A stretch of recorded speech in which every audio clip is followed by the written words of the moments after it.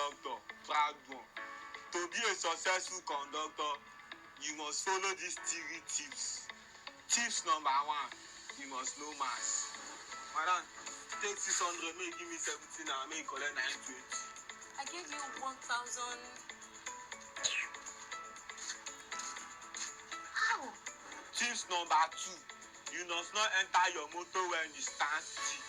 You must enter the motor when you move. You must sáré wá foríko. And if you want to come down, wá dúró, you go wait.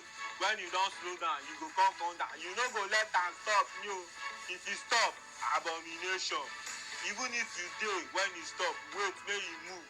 Then wá sáré wá foríko. Wá kọ́ gum ni, wọ́n pè ní hanging, ọmọ ológo.